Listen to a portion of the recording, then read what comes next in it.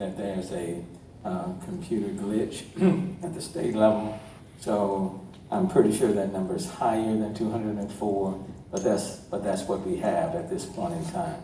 And so today we are reporting 204, but put an asterisk there,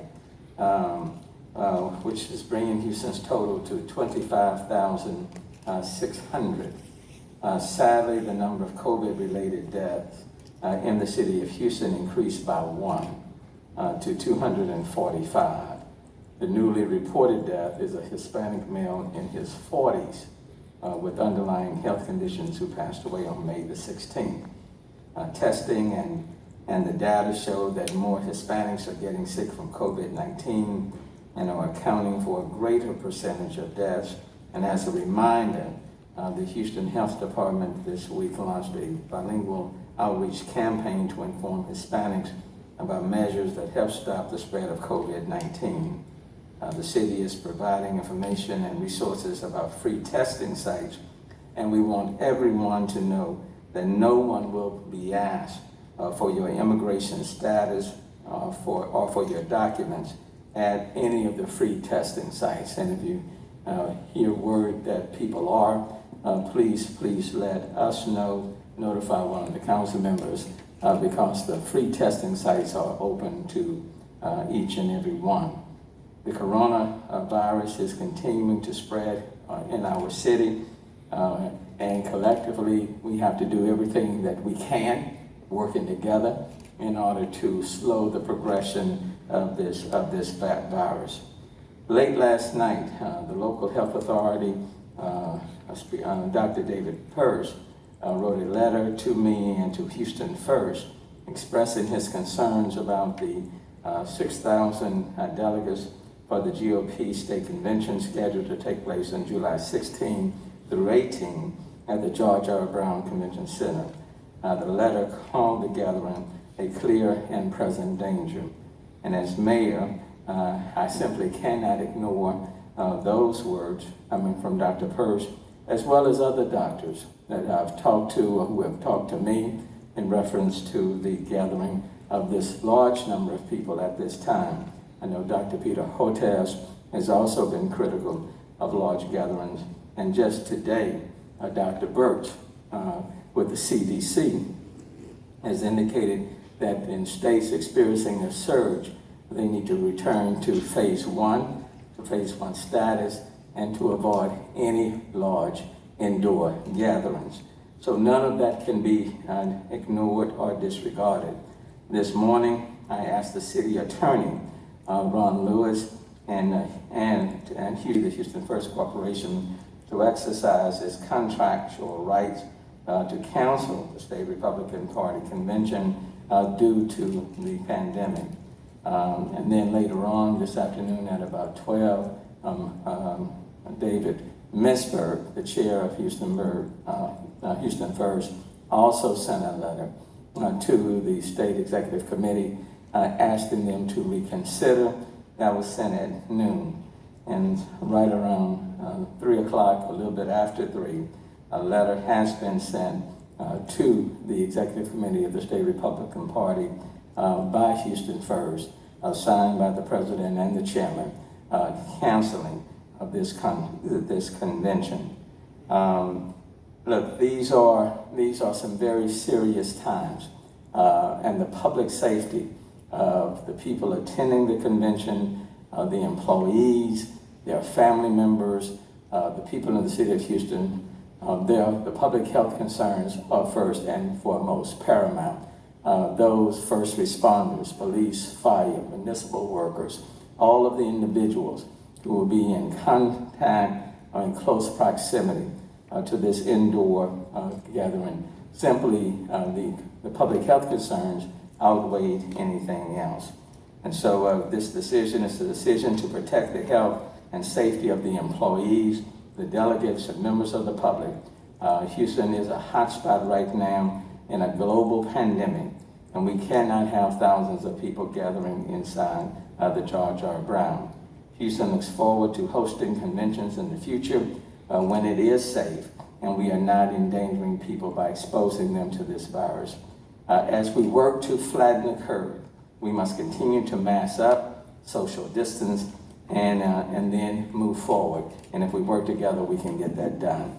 Now, at this point, let me call on Dr. David Hurst. We see locally, when we look at our numbers, there's no indication that we're at a peak. I would caution people that as we do approach a flattening of the curve, that our destiny is in our own hands. The actions that we take determine our future. We here in Texas flattened the curve a couple months ago. We did an excellent job of doing that. That undoubtedly saved people's lives. Today, we need to flatten the curve again. But once we start flattening that curve, we need to not make the mistake of allowing things to slip back and start re-engaging in those behaviors like large gatherings that would just set us back again and again and again. If we want the economy to get going, we need to wear a mask. If you want the schools to open, you need to physically distance yourself from others. If you want to have gatherings like we've had in the past, we need to figure out how to do that in safe manners. People's lives hang in the balance. We had another report of deaths today. I've said, over the last couple of days, I've been reminding people that here today in Harris County, there are over 600 people that are in intensive care units. There's another 1,300 people that are admitted to the hospital with this disease. And those folks are seriously, seriously ill. And they all caught the virus from somebody else. Certainly unintentionally, or accidentally, or however you want to describe it, but somebody else gave them the virus. We are in control of our destiny by acting responsibly as we interact with each other, wearing masks, keeping socially distant, physically distant, and not engaging in large gatherings. Firefighters in quarantine, we're still experiencing a high number of those in quarantine. We are looking better than we were a couple days ago. We are at 264 firefighters that are in quarantine. We've cleared about 40 through our infection control and medical direction process. So as of today, as of this moment, we have all our units in service. We are running 2 task forces that should be resolved within the next couple hours. And we're hoping to get additional firefighters clear quarantine and be available for work. I want to express my gratitude to our first responders, our firefighters, paramedics. We're out there taking extra shifts, doing the extra work to cover for those that are sidelined, and they're doing an amazing job for this community. In regards to complaints for the occupancy task force, we were at 48 in the last 48 hours. There were no referrals in the last 24 hours to TADC. So again, we appreciate the businesses in helping us gain compliance with the governor's executive order.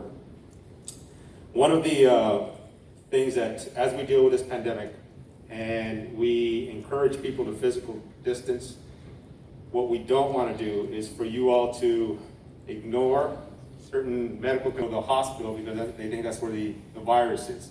Again, look, if you're having a heart attack, you're probably a lot safer at the emergency room than you are in your living room. So call 911. I encourage the community, so the 911 system, okay?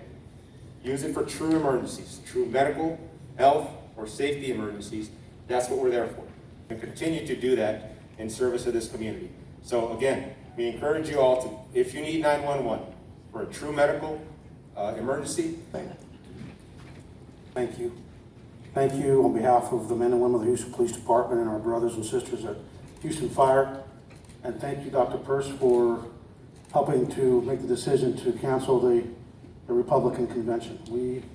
We are under a lot of duress right now in our city in terms of the public health epidemic, and we also have violent crime we're trying to fight. And as of today, Mayor, we have a total of 223 members of our department that are in quarantine. 205 are police officers, 150 are positive with 55 pending results, and 18 civilians with 14 positive, 4 pending results. And we're just so grateful that, I know it's a tough decision to make, but it's the right decision, and I'm hopeful that the Republican Party talks about law and order and how much they support the blue facing in terms of the public health epidemic and the crime fighting that we're doing. We really believe this is a great move, and we just want to thank you, Mayor, for your leadership and for doing the right thing. Thank you very much.